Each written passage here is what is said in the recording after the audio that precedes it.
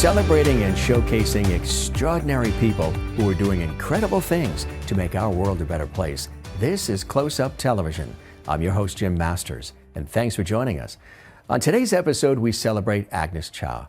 Agnes is a transformational life coach and private consultant and is the president and founder of the Empowered Heart, a 501c3 organization. She's also a certified instructor for the Gracie Jiu-Jitsu Women Empowered program. All have common goals: transformation, empowerment, and living without limiting beliefs. Now, before launching those, she had a career in Aerospace Engineering, a field that called for many of the same skills and attributes, such as pragmatic thinking, getting to the root cause of a problem, planning, goal setting, and designing systems and pathways to the solution. This makes it easy to understand her foresight and success and positive outcomes. Agnes has a recognizable passion for helping people to be their best, and it's manifested in her thinking and work product. She most enjoys helping people tap into their divine intelligence in order to live their best life and create happiness from within. Agnes is a lifelong learner and has applied her expertise in various transformational modalities that help clients identify blockages and the most successful path forward. Her strategic mindset and out-of-the-box approaches give people an edge in facing life's challenges and discovering meaningful opportunities. She functions as a private coach to leaders, coaches, entrepreneurs, healers, and influencers, enabling them to upgrade their lives professionally and personally. Now, in her nonprofit work, Agnes provides people with strategies and tools and techniques for physical, mental, and emotional well-being, and also offers wonderful tools for women for self-defense and growth. In all of these efforts, she aims to transform emotional intelligence from fear-based to love-based endeavors. She says when she left the business world, she was certain she was being guided on a divine path, and now she helps others follow theirs. She says we can all learn to change our thinking at any age to be more effective, to learn to breathe into our divine heart and tap into the intelligence within, and to discover how to improve our brain health. Now, to learn more about how she does all this for her clients and to find out about her own journey, Agnes shares her journey today and her story with me here in the Close-Up Television studio for this exclusive interview.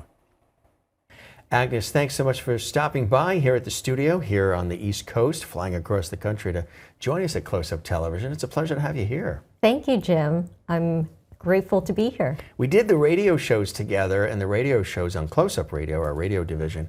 We had such a great time, and we got into such great conversation. I said, I've got to bring it to the television studio because I want to delve in a little bit deeper. I think what you do is so extraordinary, and you have such an extraordinary passion for what you do. You love what you do, and that transfers to your clients. But before you even got into coaching and all of this fabulous work, you were in aerospace engineering, right? Tell us about that early on. Yes. I was an aerospace engineer for 26 years, and 6 of those years I was an engineering executive. And I loved what I did, and a lot of the things that I did, including coaching people, translated over to what I'm doing now as a transformational life coach. And I took the best strategies and techniques that I had acquired over 26 years and combined it with all the training and learnings that I've gained for natural healing methods and restoring one's well-being. And I help my clients get to the root of problems very quickly and identify solutions that are effective and efficient. How did you make that transformation from aerospace engineering, which is obviously a certain mindset of its own, to wanting to become a coach? How did you decide to do that? What was that process on your journey like? Well, that's a great question. I would say coaching was natural for me, and I would mentor people at work and then also mentor people outside of work. And when I moved to Arizona, that's when I started my Gracie Jiu-Jitsu Women Empowered journey. And when I did that, and I earned my pink belt, which demonstrated mastery of the 20 techniques to defend oneself against the most common attacks against women, then I decided, hey, why not become an instructor for this program? And when I went on that journey, I discovered how one would actually go about teaching. And they call it the shading method. And it's kind of like adding one layer of paint after another. So counting on people to pick up the techniques over time. Right. And so often, many of us think the first time we learn something, we're supposed to pick it up right away. Immediately, right. Yes.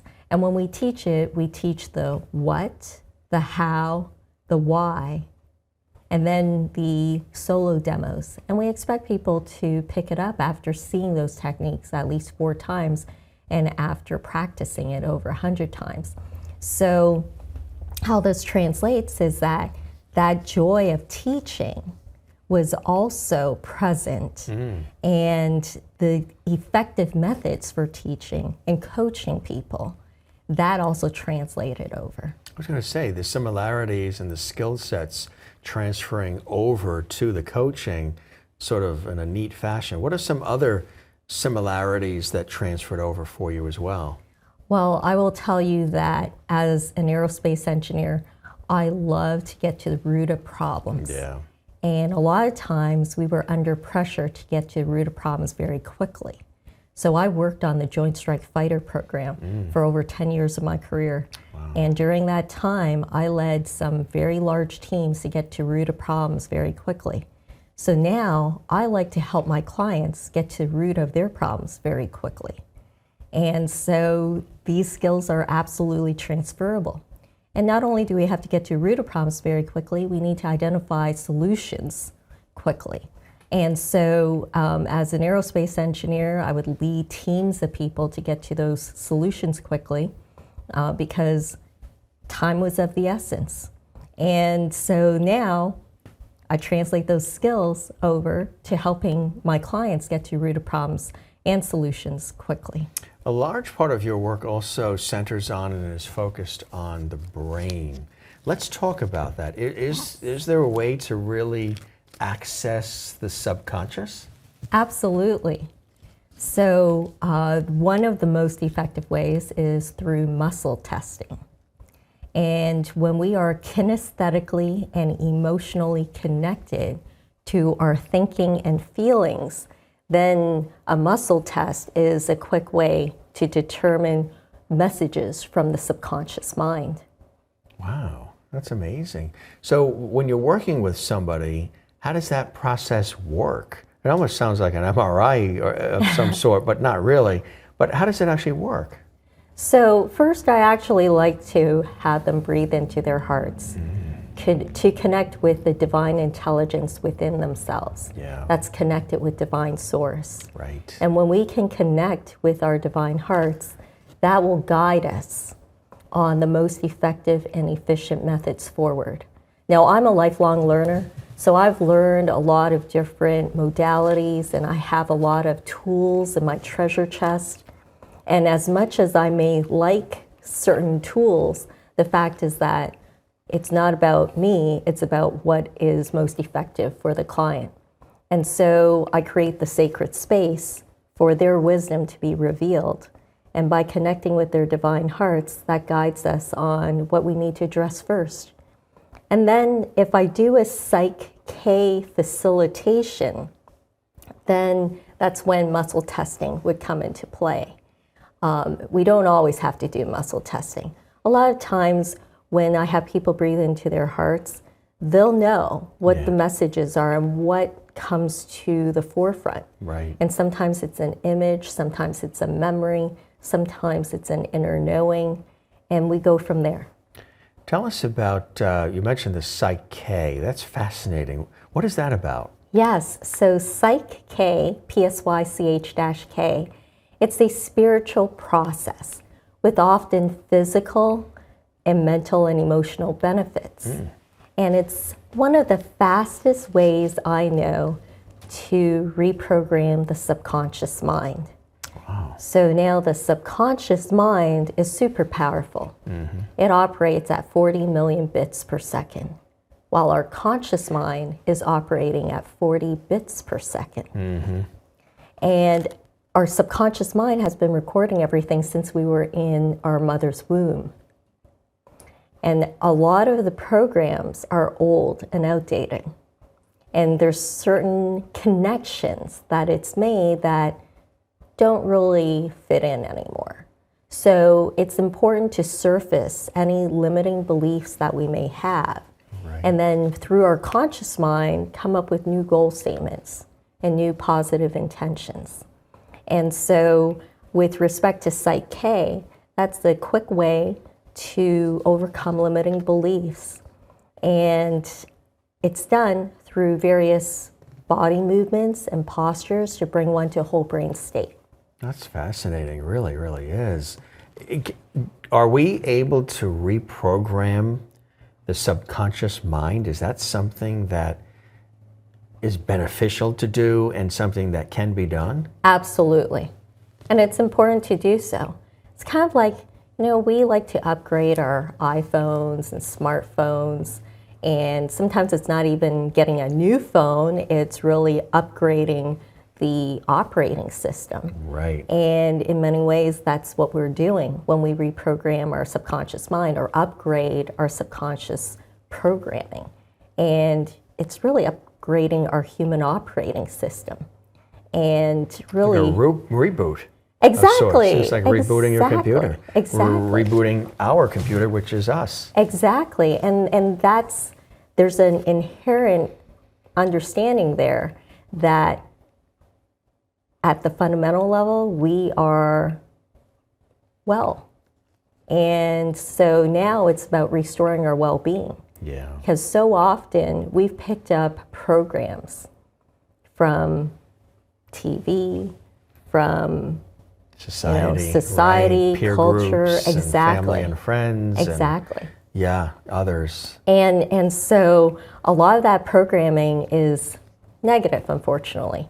A lot of it has to do with drama stories. Yeah. And so now it's important for us to be aware of that. Where is there a drama story being played out? When do we need to upgrade our thinking and our programming to more empowerment stories and tune ourselves into those empowerment stories? And so with respect to Psych K, and there are other methods as well, one can quickly reprogram the subconscious mind and upgrade our thinking so that our subconscious mind is aligned with our conscious mind's goals. Right. So another way to look at this is the subconscious mind is like that high-speed train. Mm-hmm. And our conscious mind is like riding that bicycle. So we need that high-speed train to go in the same direction as where our conscious mind, the bicycle, is headed. Right. And so sometimes it requires some powerful tools like Psych K to help us get in sync and go in the same aligned, direction. Right, exactly. Right, where it's all aligned. Because exactly. when things are aligned and there's balance and harmony, there's nothing better, really. Right. Everything else seems to just fall into place.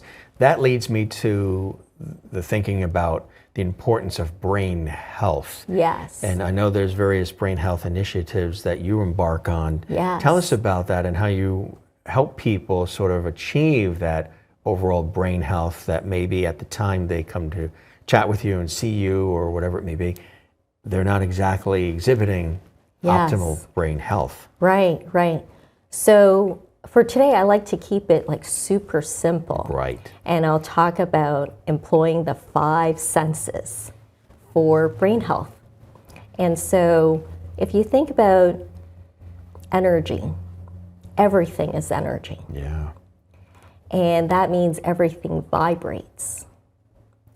And like tuning into the radio frequency, we can also tune into frequencies for well-being.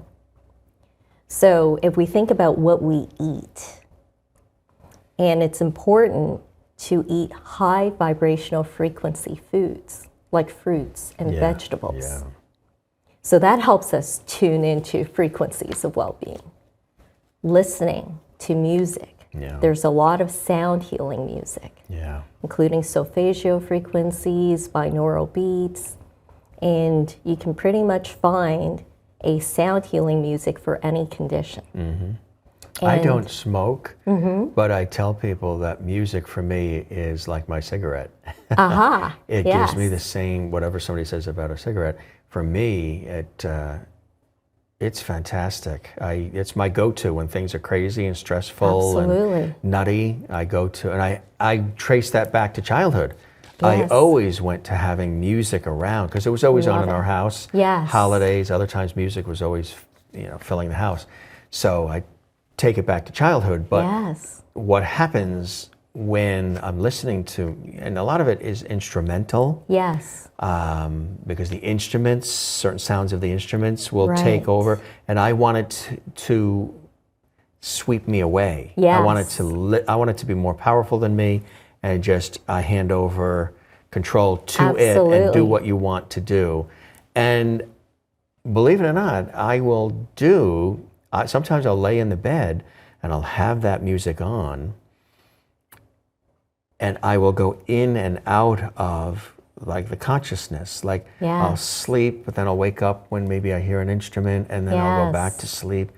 And it's a fantastic, it's hard to describe, but it's something I think I've done since I was a teenager. That's awesome. Love having it on, and I'll go in and out. Sometimes a recognizable song will pop on, and I'll wake up a little bit, but then I'll go right back under. It's fantastic. So your body is now tuned into those frequencies, and it's vibrating to I'm plugged that into. frequency. I'm absolutely plugged in, and I can tell, like I was saying before we started rolling, the ocean does that for me too. The ocean is something where I can plug in. And things are good. Absolutely, because more than 70% of your body is water. And the music that you're listening to has an effect on the water in your body. And so when you're listening to the ocean waves, that is actually quite healing. There's a natural vibrational frequency there. And your body is tuning into it. Speaking of the brain, what are some other things that one can do that you work with your clients on to help improve brain health? Like you say, music, going out to nature, going to the ocean, foods. What are some, there's like a myriad of things we can do that we can actually implement right now today, right? Absolutely. So along the lines of the five senses, we've touched upon hearing, we've touched upon the tasting, and so now let's think also about sight, right? So absolutely, nature, that's a beautiful sight, and that also calms our senses. Another thing we can do, if we can't engage with nature, we can imagine that we are engaging with Mother Earth. We can also visualize the violet flame. So the violet flame is a very high vibrational frequency and energy, and it's protected by Holy Saint Germain. And when one invokes the violet flame, one can actually transmute negative energies to positive energies. And speaking from firsthand experience, it can bring profound peace and gratitude. And so that's another visualization technique that one can employ. Also with respect to smell, so high vibrational frequency smells like roses or other flowers, that will also increase one's vibrational frequency level. It's a nice scent too, and a lot of people, when they get a chance to have some of that aroma pass by, it's sort of reassuring because it's tied to childhood and to holiday. And it could be any time of the year that you come across it, is when you catch the scent of like an evergreen. Absolutely. Because it makes you think of the Christmas tree, and it makes you think of home and hearth and warm. Even if you pass one in the summer, all of a sudden, wow, or pine cones. Exactly. Things like that are potent but pleasant potent. Yes, absolutely, absolutely. Also, another practice is Qigong, which I call moving meditation. It's slower than Tai Chi. And when one asks, what is chi? Chi is one's life force energy. It's kind of like in Star Wars when Obi-Wan Kenobi tells Luke Skywalker, the force is within you. Well, that force is life force energy, and that's chi energy. And it can be spelled C-H-I or Q-I. Right. And it's very, very powerful in terms of improving one's strength and also boosting one's immune system as well. You've really made this whole understanding and study of the brain a big part of what you do. You've even written for Brains Magazine, right? Yes. BRAINZ, Yes. Brains Magazine. Tell us about that. Yes, so I've written a few articles for Brains Magazine, and I've written articles about ABCs to overcoming limiting beliefs. That's great. You are worth defending, establishing healthy boundaries, and also the power of choice, drama or empowerment. And I've got a few other articles in the works, and including practicing discernment. That's incredible. That's fantastic. So that's something you get to write and express yourself through the written word too, which is very empowering for people. Absolutely. You know, speaking of empowering, when I was doing my research, you're also, as you mentioned, a women's self-defense instructor, which I think is fantastic. And you created this program called Establishing Healthy Boundaries. Learn mental and verbal jiu-jitsu to empower women. Now, let's talk about how a martial art like that, like jiu-jitsu, can help relate to what we're talking about, which is the brain health. Absolutely. So for me, martial arts engages the heart, the mind, and the body. And so when we engage the heart, mind, and body, everything is connected to the brain. Yeah. And that can actually help improve one's brain health and also overall lifestyle as well. And so when we can boost our self-confidence and our self-esteem and our self-love by discovering what we are capable of, that's just incredibly amazing. I took up Gracie Jiu-Jitsu Women Empowered program when I was 46 years old. That was 4 years ago. And my self-esteem, my self-confidence, and my self-love all skyrocketed. And so now I endeavor to share those incredible feelings of empowerment with others. And so with respect to brain health, I recognize any type of sport, there may potentially be head injuries. Yeah. And it's important to have a brain fitness program that supports you as you continue sports activities. Right. Yes. That's fantastic. That's incredible. What have you learned about yourself being involved in that endeavor? So what I've discovered about myself is that I am much more capable than I am aware of. Is that amazing when you give yourself more credit than you might have initially, right? Absolutely. That you can accomplish things and take things on, and also probably builds a level of confidence and resilience. Absolutely. And I will also tell you that when you learn something new and you discover something about yourself, whether you like it or not, what you're doing in the process is building up cognitive reserve. And what that means is that if you were to have like a head injury, your ability to recover is much faster because you've already trained your brain to learn and to recover quickly. Yeah, it's like muscle memory. Exactly. Which is really important, right? Absolutely. So, you know, we talk about the transformational coaching business that you have, and transformation is really a major part of what it really is. It's people come to you with various things that they're dealing with in their lives. Yes. And it's a transformation that you guide them through. I mean, they have to take responsibility for themselves. You can't hold their hand 24/7. Exactly. They need to step up and say, okay, I'm ready. But the transformation that occurs is extraordinary. Let's talk about maybe some of the things that people are struggling with, things that you see that people come to you for generally that you can help them with. Yes, so I have several examples. I would start with when someone loses someone that they love. It's a big one. And they go through a mourning and grieving period.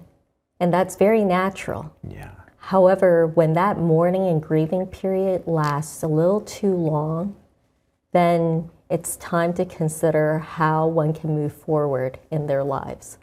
And it's important to be able to move forward with your own life so that you can be more present for others and so that you can embark upon your own destiny.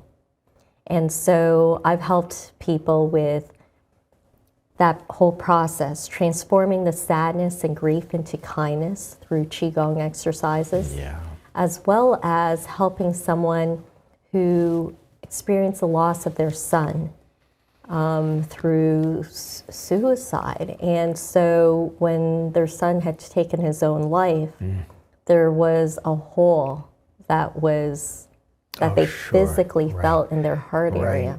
Right. And this person left a very powerful video testimony on my website. And she went on to describe how she had felt this hole. There was nothing she could do that could fill it in. And she had been through years of talk therapy. It's like your right arm has been taken off and gone with them. Yes. Because there's these things that every person you meet adds a dimension and a flavor and a spice to your life. Exactly. And now suddenly, you know, you're going about life, and that thing you had with that person, which was unique with them and them with you, can't be replicated. That's right. You can come close, but it was specific to that human being and that connection. Yes. And for a lot of people, that's so difficult because you sort of rely on it. Right. You rest on it. You look forward to it. It's a comfort Yes. for them and you. Yes. And now they're gone. Exactly. And you have to continue. Exactly. I was watching something recently where somebody was saying, it was an expert in the field too, like yourself, and they were talking about when somebody passes away there's different levels of people, but say for example, it's an aunt that passes that's a relative, but you never really were involved with them and never really saw them and they live thousands of miles away. You feel bad. Yes. But that sort of wears off a little bit. But if it's somebody that's you're deeply close to, you're mourning the death of the person. Exactly. But you're also experiencing now the whole that your physical body is experiencing that is having trouble filling in and processing, right? No matter what you do, it's because this is a traumatic event. And so with her permission, we did some muscle testing to determine if it would be safe and appropriate to do a Psych-K whole brain balance. And we obtained permission from her superconscious, her higher self, that it was safe and appropriate.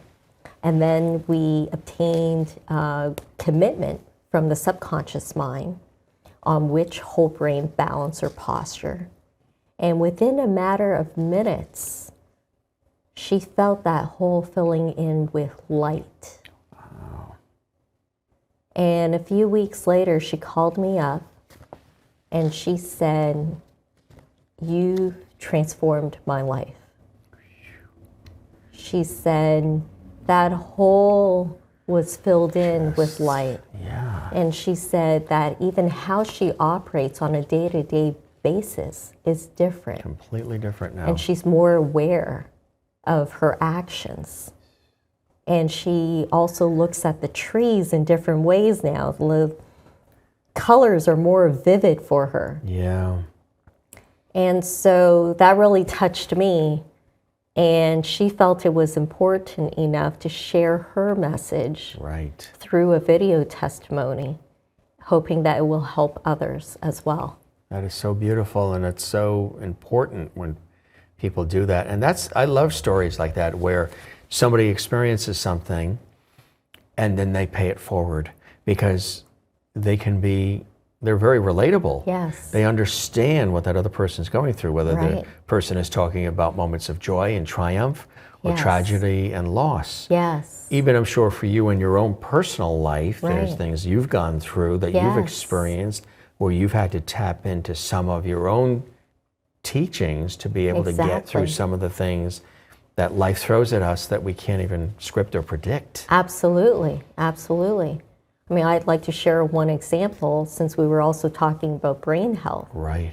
So I've done well in school and at work. However, it required a lot of effort. And I had to study a lot, and also I found myself procrastinating a lot. Well, when I was studying Dr. Daniel Amen's brain health coaching program. Oh, yeah, I know him from my work on PBS. Love it. I've interviewed him, yeah. Yes. And he talks about the prefrontal cortex and how it is the CEO of your mind. Yes, it is. And how if it's not functioning well, you could be procrastinating, you could have memory problems, you could have impulse control issues. Mood swings. And exactly. And so when I was learning about Psych-K and learning about Dr. Daniel Amen's program at the same time, I realized, oh, maybe my prefrontal cortex isn't operating at its optimum. So I did a muscle test on myself. And sure enough, it wasn't. So then I proceeded to do a Psych-K balance, whole brain balance on myself. And I felt energy fusing in my forehead area. And then immediately after, I was able to study for 3 hours straight. Wow. And the memory that popped up into my head was when I was 13 years old. I'm walking down the street with a friend. We're talking. I'm not paying attention to my environment. And then, whack, I walked right into a pole. And that pole hit my forehead. And you know, as a kid, I'm not thinking anything about it. The scrapes of childhood, right? Exactly. But that was a brain injury. That was a serious situation. And yes, and I didn't realize that that actually affected how I was functioning over the years and how I had to work harder than I really needed to. Right. And then when this epiphany came and I was able to do the Psych-K balance on myself, and here I was immediately studying for 3 hours straight with such focus that I had not had in I can't remember how long. And also, I mean, I have been procrastinating for weeks on end. And now I was so focused. It was incredible. That's amazing. That's really amazing. And I appreciate your sharing that story. It shows that it could happen for anybody who's dealt with something in their life and they're not necessarily too sure what's happening or why they don't feel 100%. Exactly. So through this testing, you can actually unveil some really incredible things that could be worked on. Right.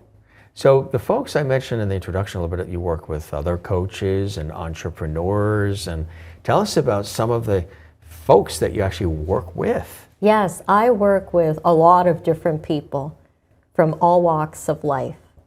And one community that I do support is the Angels 14 community of veterans and allies. And so through my for-profit business, Agnes Chau LLC, in conjunction with my nonprofit, I am able to gift transformation sessions to this community.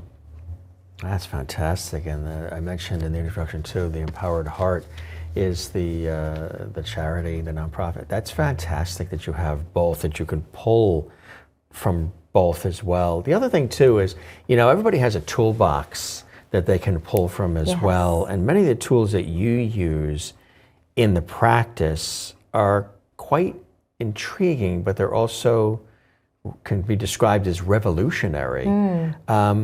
Tell us about them. Of course, Psych-K is one of them as well. I'm fascinated, I'm sure our viewers are too, about the Psych-K and how it actually really works. How, I mean, for the kinds of things that you're able to use it for. Yes. Let's break that out a little bit more, because it's quite exciting. So Psych-K, which is a spiritual process with often physical, mental, emotional benefits, is something that can be used for pretty much any condition or situation. So every condition, physical, mental, emotional, is based on belief systems. And when we can transform the beliefs, we can change the conditions. We can transform those conditions. And so a lot of times when we can surface those subconscious beliefs, then there's an opportunity to understand if there is a message from the body related to that condition or situation. Sometimes it's important to know what those messages are, and other times it's not. And when we can transform those beliefs, those conditions will evolve. And so I like to teach people how to breathe into the heart to understand what is the priority. Right. Because sometimes in a Psyche balance, there may be higher priority goals. And so with Psyche, one can address sadness, grief, prosperity, personal power, health, well-being, and a number of other items and categories. So optimal health and well-being is a significant transformation process. And when we do a Psyche health and well-being optimization, that consists of like 24 or 26 pairs of statements for overall well-being. Wow. That's incredible. It is. It really is. You mentioned, and you've referenced it a few times, about breathing into our divine heart. Yes. Let's talk about what that actually is. Is it taking a deep breath from the diaphragm? Is it a physical movement? Is it centering ourselves mentally, aligning things spiritually? What is breathing into our divine heart about? How does that work? So all of the above of what you've just stated. So when you inhale healing white light energy, just visualizing it, and even if you can't, the intention of inhaling into your heart, it starts to tap into that divine intelligence, because now you're in a more calm state and your body starts relaxing. In many respects, this is a form of meditation. So when you can tap into that divine intelligence within you, and that's when you start asking questions. So it could be, what am I to learn from this experience? How else can I view this situation? Right. And I teach people divine heart journaling. And so you start asking questions and you start writing those questions down and you direct those questions to your divine heart. It's important to direct the questions to your divine heart because there's a lot of mental chatter that happens within. And sometimes it's our ego minds that work. Other times it's our inner child. Other times it may be one of the archetypes, the victim, the saboteur, and a number of other archetypes might surface. However, when you breathe into your heart and you direct your questions to your divine heart, that's when you know where that loving energy and loving wisdom and intelligence wants to convey to you. Does something happen? It's part of transformation, but can you recognize when you've reached that point and that is happening? As you're breathing into the divine heart, is there something that overcomes you that's, oh, I'm plugged in right now? There's an inner knowing. There's a sense of peace. And there's a sense of this is coming from a place of love. Which when things come from a place of love, it's like, how do you top that? That's like the ultimate of everything. I think too that one of the things that you say too is if, sometimes things can be a little foggy in life, blurry. We're running around always trying to do everything. Yes. And everything for the world, everything for ourselves, everything for everybody else. And there's so much that we got to get done in a day's time. But when you when you breathe into the divine heart, it also starts clearing that fog away, right? It makes things more clearer. Absolutely, absolutely. And when you have that clarity, that inner guidance, which is connected to divine source that we are all connected to. That we're all connected to. Then we can have that clarity as to what is the path we should take. Are we aligned with our divine paths? Right. What's our purpose? Exactly. And that helps with relationships and working in business and your health. There's a lot of residual benefit to this, right? Absolutely. There are so many benefits. And there's a comfort in knowing that you have an inner counselor or consultant that's on the job 24/7. That you can tap into. Exactly. And there's no copay. That's right. That's a plus. That's always a plus. Absolutely. And so there's some therapeutic effects as well. Yeah. Because when you breathe into the heart, as you exhale, send that loving energy from your heart to different parts of your body. It sort of, transfers and just flows through, right? Exactly. So if you make this into a daily practice, whether you do it in the mornings or as part of your evening ritual, then you can calm the body, you can calm the mind, you can collect your thoughts, you can calm the franticness of the day, and all that frenzy then transforms into joy. And in fact, one That's of the important. Qigong exercises that I teach people is how to empower the heart. And when you empower the heart, you can transform frenzy into joy. Did you get that, folks? Frenzy into joy. So if you've got a frenetic life, there's a way to be more joyful about it and sort of tame it. The other thing, too, that I think is really interesting is some people are always trying to achieve success and also being happy and attaining happiness. Happiness isn't something you can buy. It's not something you can really manufacture. Right. And if you try to, it's temporary. That's right. It's like a piece of candy. Great feeling, and then boom after. Yes. It's not real. There's no foundation. But sometimes the things that get in the way of the success and the happiness being achieved is these self-limiting beliefs. Yes. These thoughts of, I'm not as tall as that person, I'm not as lean as that person, I'm not as strong as that person, I'm not as smart as that person, I'm not in the social circle of that person, whatever it may be that somebody says about themselves. They'll find something, and it could be also built up energy of hearing other people tell you, you're never going to be able to do that. Don't waste your time. Don't even think about it. Don't attempt it. Right. You can hear that even back from some people's childhoods where there's Absolutely. you're meant to just do this, toe the line, you don't try anything else, don't take any risks, don't do anything. Right. Those self-limiting beliefs over time fester and just build up to where you can be very stuck. Exactly. And the stuck can then lead to overreaction, it can lead to frustration, anger, envy of others. All these things tied into these self-limiting beliefs. So how does one work through all that? So what you've just described, those are automatic negative thoughts.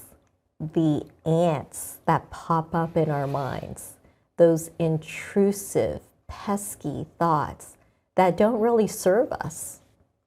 And so in Dr. Daniel Zamen's book, he talks about the 9 types of ants.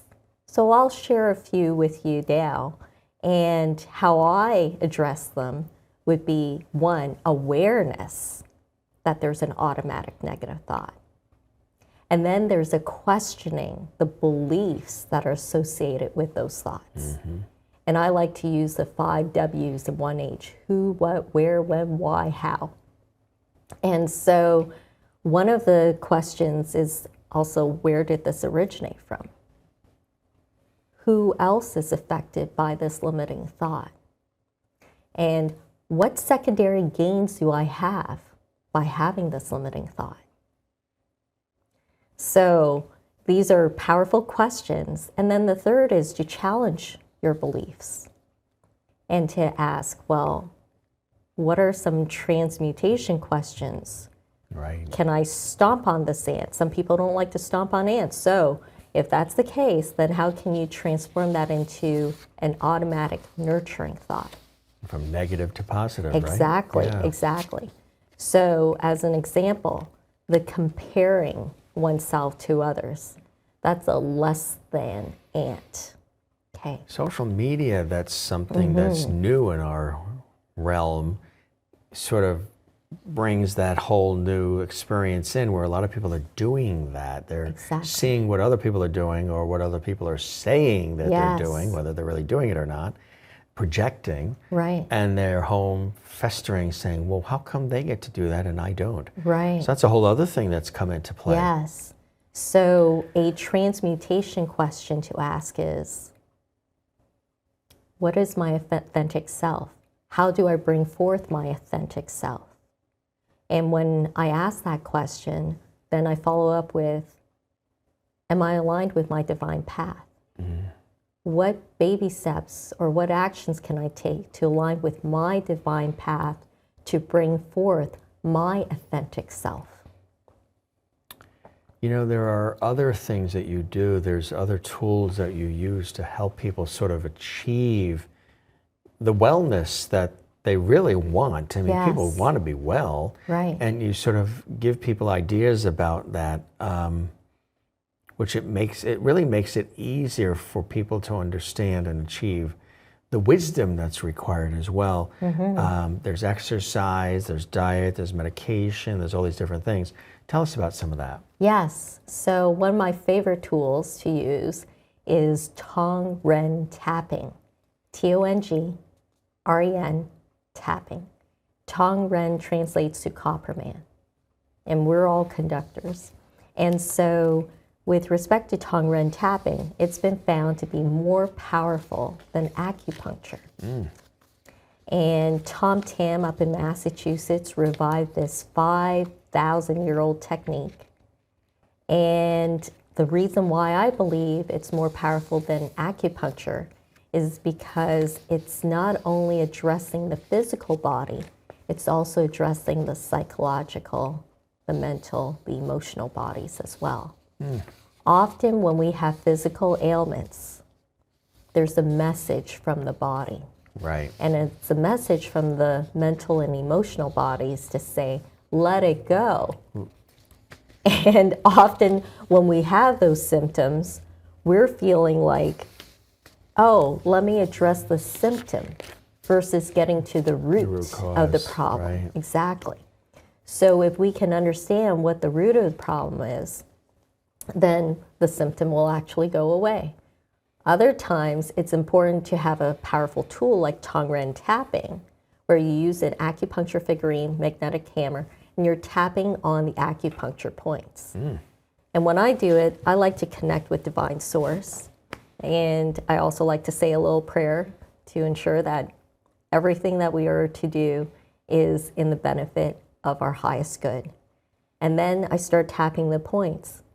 And in this situation, it may not be necessary to know what that message is from the mental or emotional bodies. Mental, emotional bodies are just saying, let it go. Let it go. So you tap on those points. And there's this wonderful book that Tom Tam had created. It has all the acupuncture points, and you can identify any condition, and you can tap for those points. Wow. And so many people have experienced well-being after doing tapping sessions. I can tell you that I myself have been able to recover from my eczema as a result of that, and combining it with sound healing music as well. Wow. And then in my empowered heart circles, one time there was someone who said they had a headache for 15 days. And she came to the empowered heart circle. We went through all the activities, and I added a bonus at the end to do the Tong-Ren tapping. So since I only had one figurine with me, I tapped on the points and I asked everybody who was there to participate in a group tapping session. Wow. So everybody was tapping one hand in the back of the other with the intention of sending loving, healing energy to this person. And this person was in receiving mode. And there's actually been a German study that's been done that breathing through the heart and heart meditations can actually transform situations. And this makes perfect sense because E equals MC squared.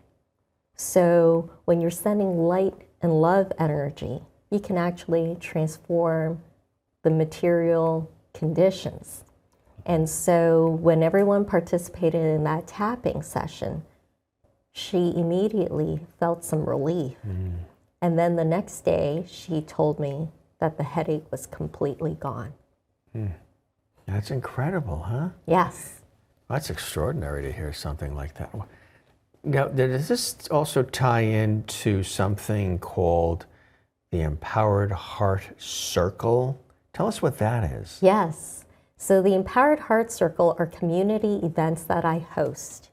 I do it in person, and I also do it online through Zoom. So it's you bring people together through this. Yes, Wow. yes. And these are community events for self-love, self-compassion, and self-care. And in these events, I teach people how to breathe through the heart, how to let go fear-based emotions, how to embrace love-based emotions. And we do it through Qigong exercises, Dear Universe meditations, heart journaling, and chakra art. In fact, I like to... You want to do a mini Empowered Heart Circle Yes. right here during the show, right? On Yes. Close-Up Television. That sounds great. Tell us, what do we do? What's it about? Okay, Yeah. all right, so... I can see a demonstration happening right here on Close-Up Television. Thank you for being a willing participant. Uh-oh, what's happening? Do I have to take my shoes off? No, you don't have to take your shoes off. In fact, this is going to be what I hope will be a wonderful experience for you, and it'll be a magical experience as well. That sounds great. Yeah. And some of these techniques you may want to incorporate into your Daily life, daily right? practice. Yeah, yeah. So first one I like to do is a waterfall shower. So imagine yourself standing underneath a waterfall. You close your eyes for this? You Or can to close sort your of eyes. Visualize? Yes, some people like to close their eyes, some people keep their eyes open, whatever you feel comfortable with. I think I'll close my eyes so I don't look Okay. at all this equipment Yeah, everywhere. absolutely. It's the opposite of all this technology, is the waterfall. Right, right. So imagine you're standing underneath a waterfall and it is washing off all the stresses from your day. It is washing off all the stresses from the environment, any emotions and stresses that you may have picked up from other people. Can hear the rush of the water too. Yes. And it's washing it off and giving it to Mother Earth so she can transmute that energy to heal the earth. And so now you're just, some days it may be necessary to visualize standing underneath Niagara Falls and feeling that deluge of water washing off all the stresses and emotions that no longer serve you. And when you're ready, you can open your eyes. Do I have to? I want to stay there. Okay, you can I like stay it. It's there for a refreshing. little, No, I was yes, gonna you can say. stay there for a little while. So Yeah. I will tell you, I incorporate this into my daily practice. And I actually set an alarm on my smartphone every day at 4 o'clock. You do, huh? And I'm like, waterfall shower right now. And if I'm in the middle of traffic, and I'm like, waterfall shower right now.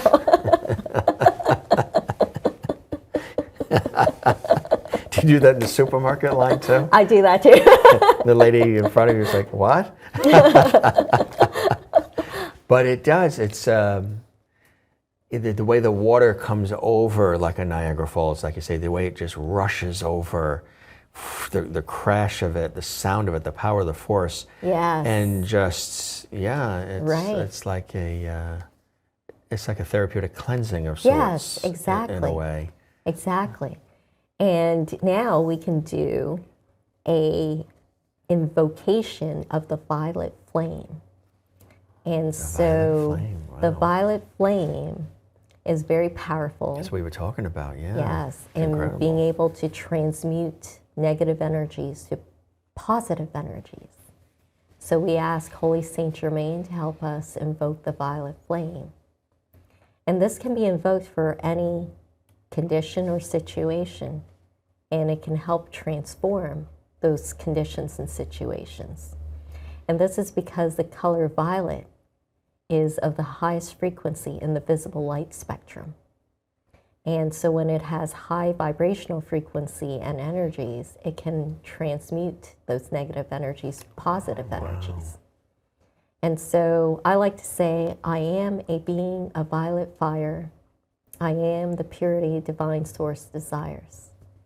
And you can just visualize that violet flame within you and around you. And sometimes we may go into environments where we're unsure of the situation. And by invoking that violet flame, it gives us confidence in walking into those situations with a lot of uncertainty and transform it into clarity. Violet's a very pleasing color too. You know, I don't think I know a lot of people that don't like violet. Yes. You know what I mean? It's just a color that sort of draws you in. So it's as powerful as the red flame, but doesn't come with some of those negative connotations sometimes that a red flame could provide. That's right. Danger and fire and all. Exactly. And the violet is very enveloping, huh? It is. It sort of envelops you. Absolutely. Absolutely. Wow. So now the next activity we're going to do is breathing through the heart. So I'd like for you to inhale healing white light energy into your heart. And as you exhale, feel that loving energy in your heart. And then inhale healing light energy into your heart. As you exhale, send that loving energy to your fingertips. Inhale healing light energy into your heart. And exhale, send that loving energy to your toes. Okay, now envision a ball of white light in the center of your head. It represents your wisdom chi. Chi is your life force energy. Okay, now envision a ball of white light around your heart area. That represents your compassion chi. Now envision a ball of white light around your navel area. That represents your vitality chi. And if these balls are not in alignment, you may want to just gently push them into alignment. And now, as you inhale healing light energy into your heart, send that loving energy to your wisdom chi. Now, inhale healing light energy into your heart, and send that loving energy to your compassion chi. And inhale healing light energy into your heart, and send that loving energy to your vitality chi. And now inhale healing light energy into your heart, and send that loving energy to that column of light that connects your vitality chi to your compassion chi to your wisdom chi. And do it once more, and now that column of light is connected to Mother Earth, and it's also connected to the sun. And the sun and Mother Earth are connected, so it's almost like a toroidal field that's being created here. And now inhale healing light energy into your heart, and as you exhale, send that loving energy to every cell of your body. And when you're ready, you can open your eyes. I will tell you that this breathing through the heart meditation can be done in as little as 10 seconds. There was a little bit of a Freudian slip there. You were going to say medication, but it's actually better than medication. Absolutely. It's better than medication. Yeah, you know what? I noticed a couple of things. The heart beating slower. Yes. Some tingling in the back of the head. Fingertips and the toes feeling lighter. Yes. And when my eyes were closed and I was doing the breathing into the divine heart, there was, with the eyes closed, a very faint image of a divine figure that was like a white light that was centered. I saw it centered. You could almost see like an image of a head. It was very round and like a body, sort of like, almost like an angel in a way, sort of coming out this way. I actually saw some of that. Love it. With the eyes closed as I was doing that. Love it. Is that normal? Do you hear that from people? Everyone has a different experience. Have you ever experienced anything where that's some sort of a divine is that could be feeling it or seeing it? Yes, that could be like even envisioning your divine light body. And if it is your divine light body, you may also want to integrate your divine light body into your physical body. So then you have alignment between your physical, emotional, mental, spiritual bodies. I would say that my divine light body is something that I've always been in tune with, and that with, you mentioned the compassion. Yes. Those two things are sort of out of balance. Yes. Only because they are dominant. Like the compassion is constant. Yes. Sometimes even at my own detriment, because it's always for everyone else and everything else. Yes. So I would say that as far as balancing everything out, when I was breathing into the compassionate area, it was almost as if it was saying, I'm good, I'm full, I'm overflowing already.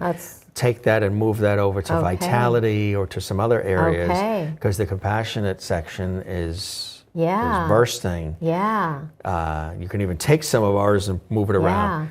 So you want that balance between your wisdom chi, your compassion chi, and your vitality chi. Right. So if it is overflowing in your compassion chi, you can definitely flow it to your vitality chi, can flow it to your wisdom chi.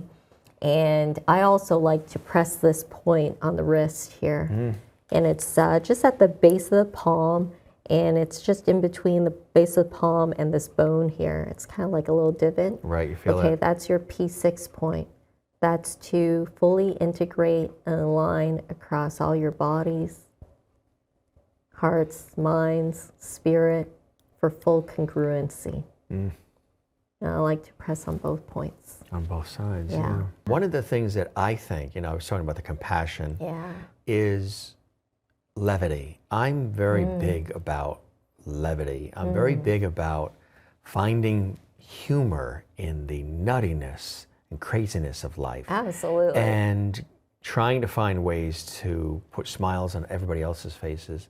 Look for that line, look for that observation. I get this from my dad. It's been passed down. Love it. An observer of life, and can come up with these scenarios and commentaries, even standing in a supermarket line, about what he's seeing going on around him. I'm the same way, and it's been passed down, which I'm happy about. But I think when it's almost like when you breathe in for the divine heart, there's like a levity section too. Yes. And not everybody's tapped into the levity within. They're so serious, they don't get the joke, they don't find humor in anything. Right. And I think we all need to smile, we all need to laugh, because when you do laugh, it lightens things up, your face sort of lightens up, but it also just makes things seem better, even if they're very difficult and challenging. Absolutely. If you can laugh about the craziness of what's going on, it can sort of help with healing. Absolutely, because what that's doing is also increasing your vibrational frequency. Yes, yeah. So if you're listening to music and laughing, you got it made. Absolutely, absolutely. So you have some things you're going to do here. Yes. All right. So this is a Dear Universe book, and it was written by Sarah Prout. And it has... show that, it has 200 mini meditations, 100 fear-based emotions are identified and 100 love-based emotions are identified. Wow. And I love using this book in my Dear empowered Universe. heart circles. And So you use so this. I don't read the book front to back. Rather, I have people, when they're doing an in-person session, use their finger in this index page of 100 fear-based emotions. And wherever it takes them, it takes Wherever it takes them. So you don't even have to look at the page. Really? Let your finger do the walking. Okay. And wherever it stops, that's the emotion that you are ready to release. So you can just traverse So it. any of these? Yes, yes. So there's 100 of them. So let your finger do the walking. Wow. So, That is cool, huh? yeah, yeah.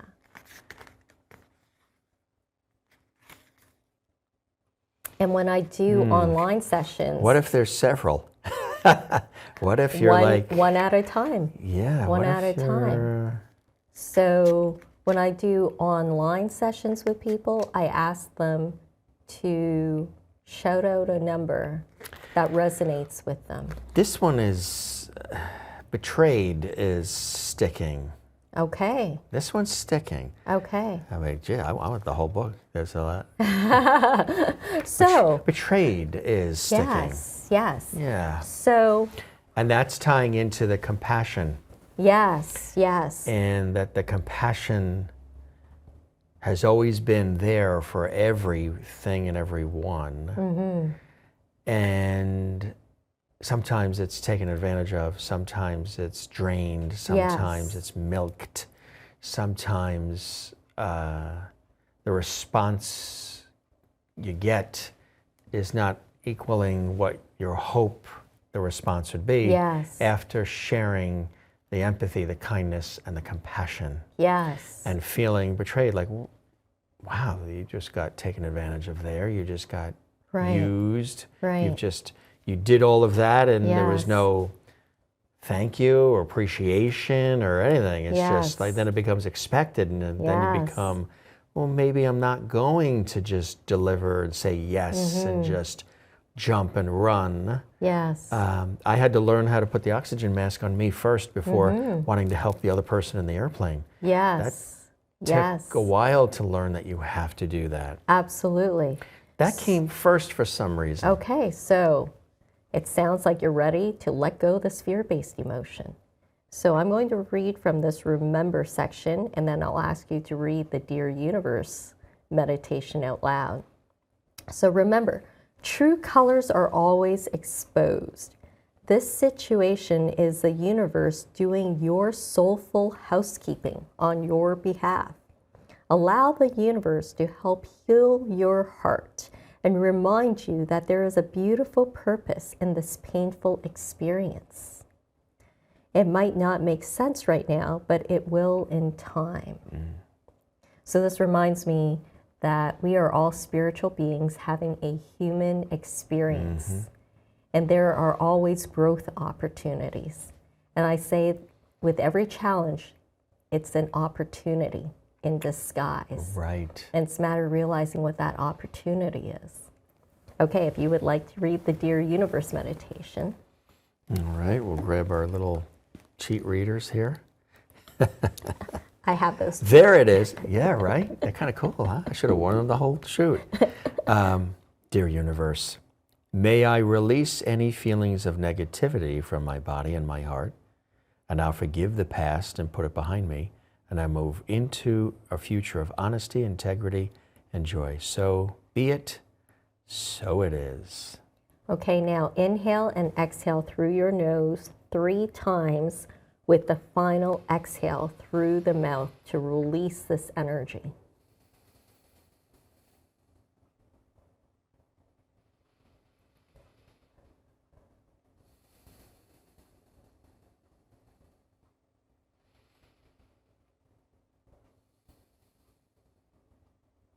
You know, I like where it also says the energy for betrayed. The energy and essence of betrayal packs quite a punch in your heart. For some, the manifestation of pain can last for years.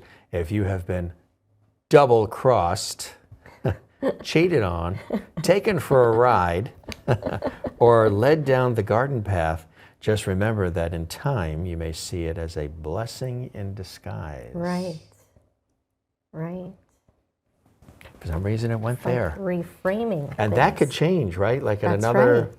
point, it could, once you've worked on that, Yes. it could be something else. Exactly. It's kind of interesting. Exactly. And now I'd like for you to identify a love-based emotion to embrace. So that was a fear-based emotion? Yes. Okay. So if there's a number that pops out at you, or you can just close your eyes and let your finger do the walking wherever it stops.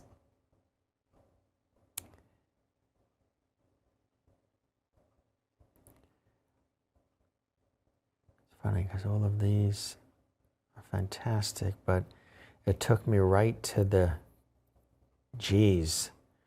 It took me to the generous, gentle, graceful, gracious, grateful, grounded, guided. That section Yes. lifted out. Okay. I'm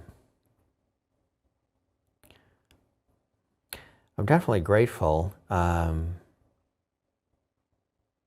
gracious. I would say the generous is popping out. Generous. Okay. That's popping out. Okay. Okay, let's turn to that page. And that's, oh, I like adored. Can I have that one? Sure. Can we switch that to adored? That's a nice one. That is funny.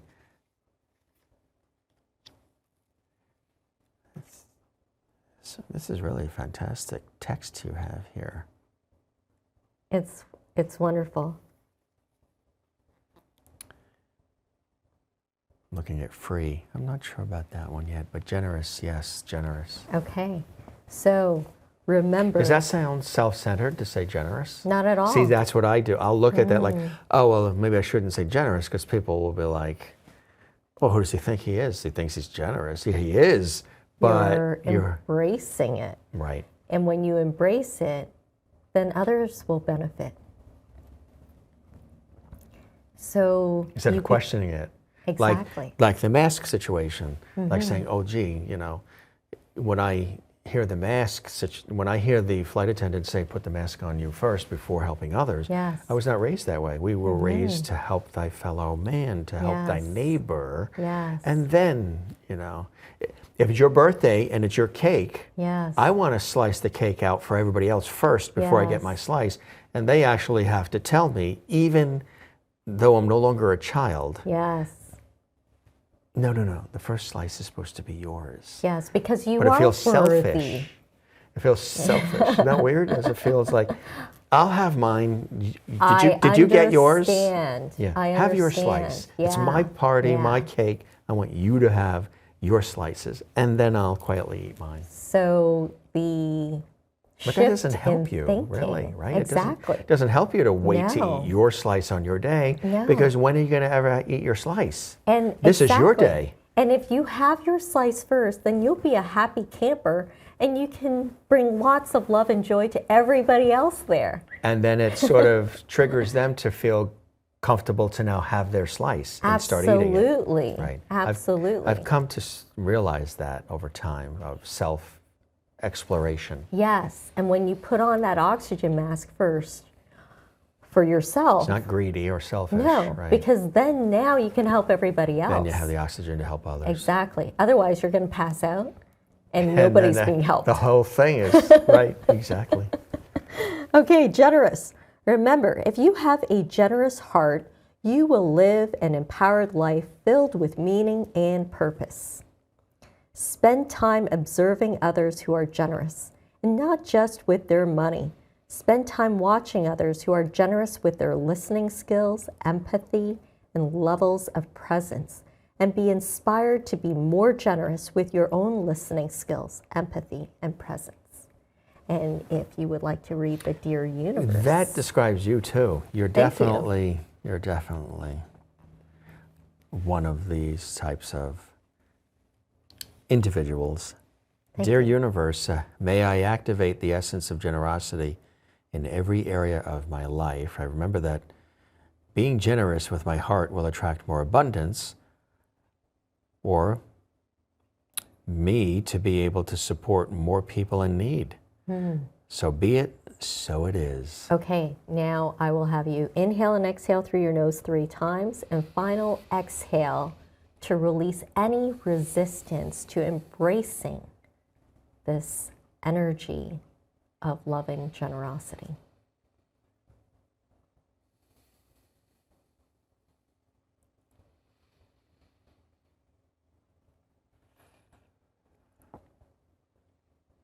Funny, because it says the feeling of being generous is a heartwarming experience.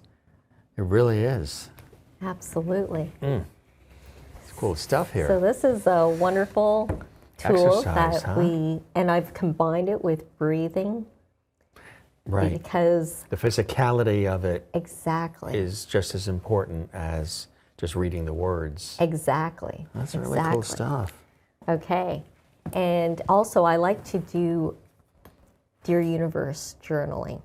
However, before we do that, I'd like to introduce you to Tongren tapping. So here is an acupuncture figurine. Wow. And this is a magnetic hammer. How many times have you seen an acupuncture figurine? Only on close-up television, just right. for you. And this book is called A Lazy Bum's Guide to Healing. And on the back of it, it says, "We are crazy but not stupid." Let's show that to me. We'll go with that one there. Isn't that funny? A lazy bum's healing.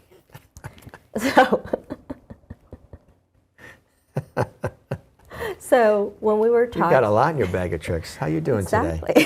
We're going to make you feel better. So this is a menu of a lot of conditions. You can look up any physical ailment and you can find the tapping points for acupuncture or acupressure. And one of the key things to note in Tongren is that your spine is connected to every part of your body. Yeah.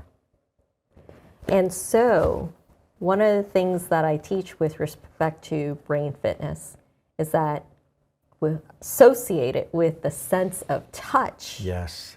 Is to give yourself a massage or to get a massage. Oh, wow. And this is because your ears, your hands, your feet, and your spine are connected with every single part of your body. That's right. And there's always communication, two-way communication happening between your brain and your body. So if you're not feeling well, it's important to massage the different parts, and it's not important to know exactly what is where. Just massage all over. Massage all over. Yeah, ears, exactly. your hands, your feet. I mean, one great point to massage when you're experiencing anxiety is this web here between your thumb and index finger on both sides. Sometimes I've observed people doing that a lot. Yes. When they're anxious, they'll grab this and they'll just keep doing that. Exactly. I always wondered what they were doing. And they I thought it was a may not, nervous habit. Yeah, you Might know be what? one. They may not even be consciously aware of what they are doing. Trying to do is calm themselves. Exactly. So with respect to this Tongren book, we can find tapping points for even alcoholism, allergies, anxiety, memory problems, improving your memory, even points for different types of cancers. So if there's something you would like to tap for, we can certainly do that. I've done it for myself for improved memory. Allergies. Allergies. All right. It's that time of year. Ragweed. We need a good frost to get rid of it. Allergies. All right. So I am going to tap on these points. Actually, what I will have you do is tap on the points, and I will call out the points for you to tap on. We just met, but I'm sorry to have to do this to you. But it's for your benefit. Okay, So first, I like for you to breathe into your heart and connect yourself with your divine intelligence within that's connected with divine source. And only good can come from this session. And now this Tongren doll represents you. And it's not just your physical body, it's your mental, emotional bodies as well. Okay. And so with allergies. You got that six-pack too. You want to tap on T1, T2, T3, and T4 along the back here. The back, huh? Yes. And I would say it's not super critical that you're tapping exactly on the point. The key is the intention. And you can tap as hard as you like, as frequently as you like. Just allow your body and your divine heart to guide you. Very interesting tapping that area. And the reason why I say that is because whenever I've gone for therapeutic massage, Yes. they'll always say, boy, are you tight in the area of the shoulder blades. That you have like knots. We have to work that out and release Yes. that. Everywhere else good. Yes. But that you keep all of your tension Yes. pent up in the shoulder blades. Okay. And just in this upper area.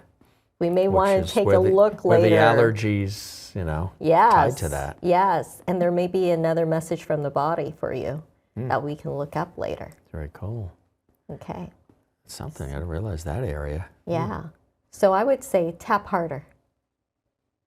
Like whack it if you have to. Well, just get in there and loosen up the tightness. Yeah, exactly. You can tap it harder. You can tap it and just say, okay, I'm ready to let this go. Whatever it is. This guy's making a fist, I think. He's going to swing at me. You're like, what are you doing to me? So you want to tap on those points. Yeah. T1, T2, T3, T4. And I'm just going to clap back of one hand and palm of the other for assistance. Okay. Now, you said this is acupuncture? This is Tongren tapping. It is tapping on the same points as one would tap for acupressure Yeah. or use for acupuncture. My sister has had that in Florida, and she said her sinuses have never been better since doing Yes. that. Yes. So sometimes when ailments reappear, it may be something deeper. It may be a message from the body. That The there's psychological or other emotional. things that are Exactly. triggering. Exactly. And so now Terrific. I'll continue tapping for some of the other points related to allergies. So LI-17, which is large intestine 17, it's on the side of the neck. So on the left side of the neck, huh? Yes, actually it's on both sides. But sometimes it's just important to just tap one side. And now C1, C2, and C3, which is back of the neck area. So this is quantum energy work. It can be done remotely. That's interesting, because sometimes I do get neck stiffness and things of that nature. Neck stiffness and upper shoulder blade tightness. Yes. And that Like- it might be triggering or tying into the allergies. Yeah, yeah. And it could be you feel the weight of the world on your shoulders. Yeah. And your body's saying, it's time to let it go. The immune response is triggered, right? Exactly. With the allergic. Yeah. Exactly. T7 is another point. And then Yin Tang point is on the Forehead? area. Yep. And then we have LI4, which is the web of the hand. And then LI18, large intestine 18. And then we have the K26 point, which is right in the center here. So these are the areas during the session where you would be actually tapping on the person's body. Exactly, exactly. So benefit here is that it's releasing energy blockage in your body. And everything starts to flow and Exactly. Flow Exactly. out. Right. Right. That's fascinating. So wow. How you feeling? It makes you feel like $1,000,000, huh? we're gonna like say, okay, it's time to release that energy. Yeah. Time to release that energy. So, so one may want to do several sessions with this, and you can do it on your own for yourself. And even if you don't have an acupuncture doll or figurine, even if you don't have the Lazy Bum's Guide to Healing, the intention of just tapping. It's the... Yes, and you can also combine this with breathing into your heart and sending that loving energy to your shoulder blades, to your neck, wherever you feel you need to. The tension or the tightness, like you say, right? Yes. That's filtering in probably from everyday life, right? Exactly. And instead of verbalizing, you're putting it, and it's funny, I'm putting it back there as opposed to like here, I'm putting it back there. Yes. Yeah, into the shoulders. Exactly, exactly. That's incredible. So one other thing that we do in the Empowered Heart Circles are Qigong exercises. So if you're a willing participant, I can share a few with you. Yeah. Okay. So one of these exercises is to transform any fear into caution. Because fear can be debilitating. Right. Whereas caution is like having a checklist, doing the necessary checks and balances to make sure everything's good. And so I use the back of my hands and I tap my lower back. You tap the lower back. Yes, this is where your kidneys are. So when you're tapping your lower back, you're giving yourself a little massage. So it helps with your lower back, any potential pain you may have there. And it also empowers your kidneys. And so that way you can transform any fear into caution. That's cool. Wow. Yeah. Fear into caution. Yes. So you're not eliminating being alert, Yes. just fear into caution. I like that. Exactly, exactly. That's amazing. Another exercise is horse riding stance. You can do this standing or sitting. And so right now we'll do it sitting. Your legs are about hip width distance apart. And you're bringing your hands up. Bring the hands up. Yep, so your palms are facing towards you. After holding this position for a while, you may start to feel some energy in your hands. So this exercise is something that will help you build your strength and boost your immune system. And my very first Qigong instructor said to me, if you remember nothing, remember this one position. And he's a relatively small man. He had a man who was like 6 feet tall, pushing against him, and he would not budge because his legs were like cement. Right. So I like to combine this with visualizing my legs and feet extending to the core of the earth, connected with Mother Earth, because she has a natural vibrational healing frequency. And I like to combine it with breathing into my heart and sending loving energy to wherever I need it.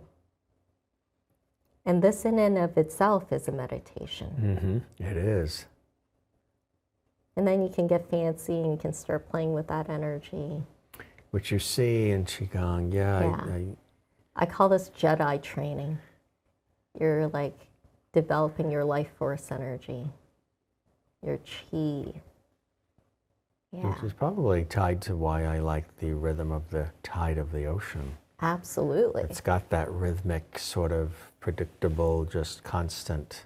It's got that constant flow. Sometimes the waves are larger and more forceful. Yes. And sometimes it's just a mini wave that never got quite started and just sort of ripples in. Yes, yes. That's how I look at everything. I'm very visual and I humanize things and I tie everything into the human experience, which is kind of interesting. You know, the other thing too that I think what's great about all of this is that you're big on is creating, which I've had to learn to do as well, Healthy boundaries. Mm-hmm. Tell us about that.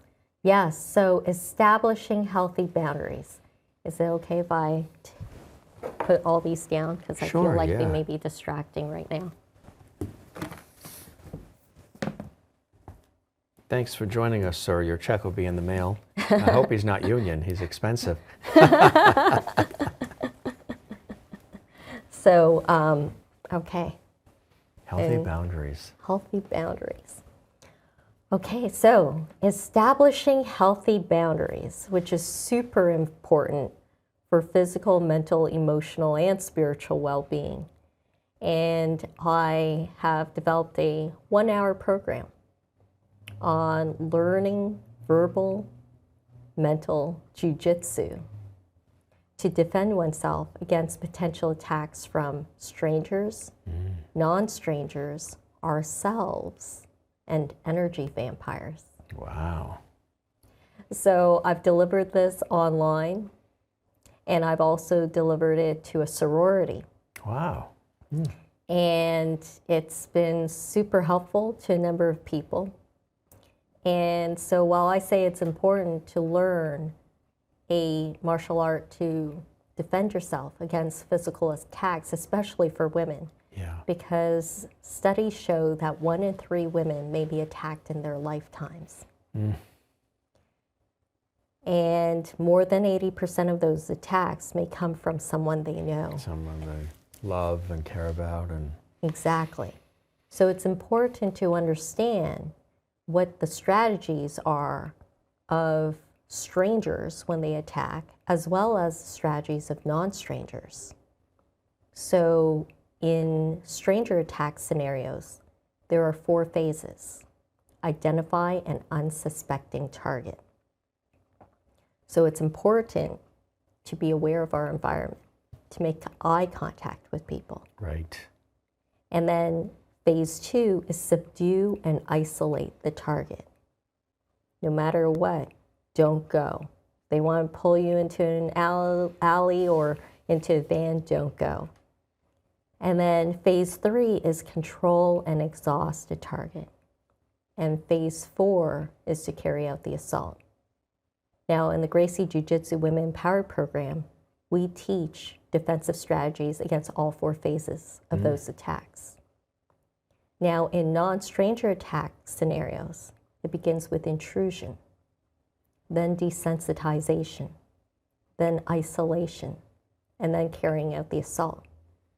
Now, it may be difficult for some of our viewers to relate to that. And so here's a simple scenario. Let's say you're in your office, in an office building, and someone just intrudes in your space. And this person keeps intruding.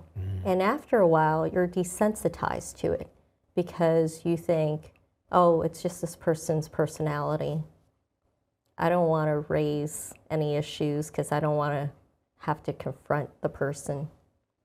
Okay, then let's say it progresses to phase 3, isolation. One day they walk in, they lock the door. Right. And then what if then it progresses to phase 4, carrying out the assault? So on my website, The Empowered Heart, under programs, under self-defense, I have a video there. And it's with some Gracie Jiu-Jitsu Women Empowered instructors. And we educate people on the strategies of non-stranger attack scenarios and how to defend against each phase of those attacks. Incredible. And so one of the key things to know about establishing healthy boundaries is, 1, awareness. Awareness that a boundary has been violated or that there is potential for a boundary to be violated. And then 2 is beliefs. So believe that you are worth defending. Right. And phase 3 is the challenge to establish a boundary or to reinforce a boundary. And it's never too late to establish those healthy boundaries. And one of the key things that I also like to share is defending ourselves against ourselves. Okay. Against ourselves, which may sound interesting to people watching. What do you mean against ourselves? But yeah. You know, it could be as simple as, oh, I shoulda, I coulda, I woulda. Okay. And then we've all done that, yes. Exactly. And then we may beat ourselves up, and we may say, I don't like my body, or anything else that's not nurturing to ourselves. Right. And so our subconscious mind is constantly listening. Right. And it doesn't have the filters as to what's good, what's bad, what's right, what's wrong. Reacts. It's like, exactly. Yeah. So it's important to say, if you say, I don't like my body, to say cancel, cancel, cancel. Like you're writing a software those program. Negative thoughts. Exactly. And then reframe. I don't like my body yet. I nurture my body in healthy and loving ways. So you replace that negative thought with a nurturing positive thought. Yes. That's the automatic negative thoughts, which I think is amazing. So it's another, again, great piece of advice that you're giving us here during this conversation. The other thing too is in doing my research, transformation of perceptions of stressful or traumatic events. You've talked about loss of a loved one. There's childhood trauma from abuse, accelerated recovery from COVID, accelerated recovery from shingles, Yes. overcoming allergies, dog allergies. There's all these different things, and a lot of these things we're talking about can help with all of those things. Those Absolutely. practical things. Yes. That's really fascinating. I mean, better memory, better focus, better listening. Why do you love doing this work? Obviously, this work is something, I mean, aerospace engineering is a fantastic area, but you've taken that and you found a way to connect with people on an even deeper level. Yes. That, and I know it's full circle for you because you find it something that is a great joy and blessing for you. But tell us about some of the reasons and some of the things you get out of it that are those blessings and joys for you in doing this work for others. So when I do this work for others, it brings me great joy when I can help people breathe into their hearts and connect with the divine intelligence that resides within them. And when they do that, then wisdom is revealed. Right. And they can align with their divine paths. And when they align with their divine paths, then they can create that happiness from within.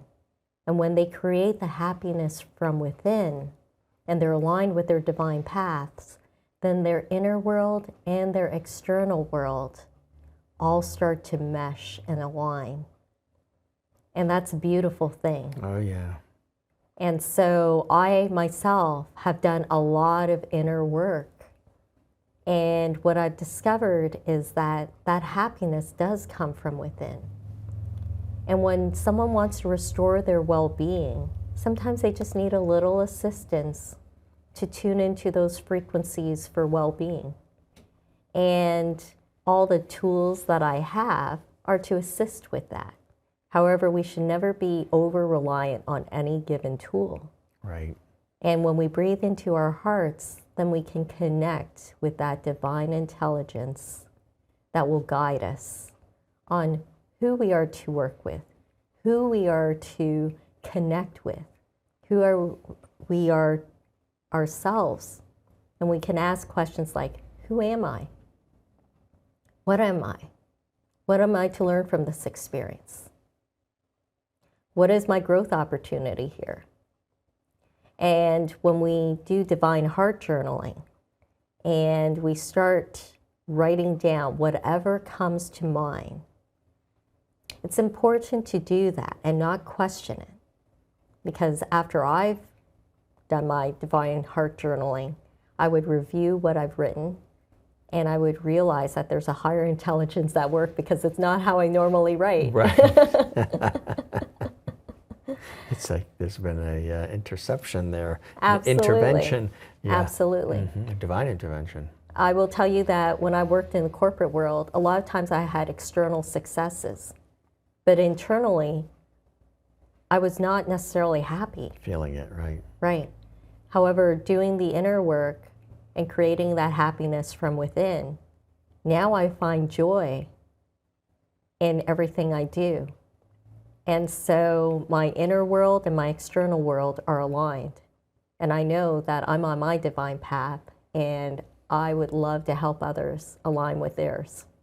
Such a pleasure having you come to the Close-Up Television studio to not only show us these incredible demonstrations, but to be open and to be in touch and to share this wisdom that you have for the understanding of the human condition and how people can get to the point of happiness and healing. And you can you're sort of a conduit, a facilitator of that. It flows, the energy flows through and out of you to them, and through your techniques and your methodologies and the different ways you approach it as you customize it for your clients, it can be life-changing for them on many different levels. So thanks for coming. This really was a fantastic conversation. Thank you for having me, Jim. And your hands are appreciate warm. You. Wow, Yes. so it really is flowing through you. She's got warm hands. I used feel to the have warmth. cold hands. I was going to say, the warmth is fantastic. Wow. Thank you. Really fantastic. And you're amazing at what you do. Thank you. And we applaud you and commend you for the work, because the work you're doing really is changing lives in an extraordinary way. And I love to talk to people who are making the world a better place. And that's what you do every day. So thanks for joining us, Agnes. Thank you. It was a real Thank pleasure. you for having I hope you me. enjoyed yourself. I have. I've enjoyed myself. And I'm so happy that you engaged in my little empowered heart circle. Absolutely. And let's do one more breathing. We'll breathe it out Okay. as we wrap.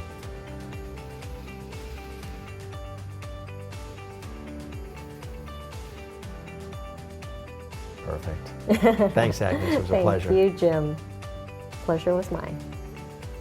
If you'd like to learn more and connect with Agnes Chau, visit her websites, agneschaullc.com and theempoweredheart.org. For Close-Up Television and Radio, I'm Jim Masters. Thanks for joining us, and we'll see you again next time.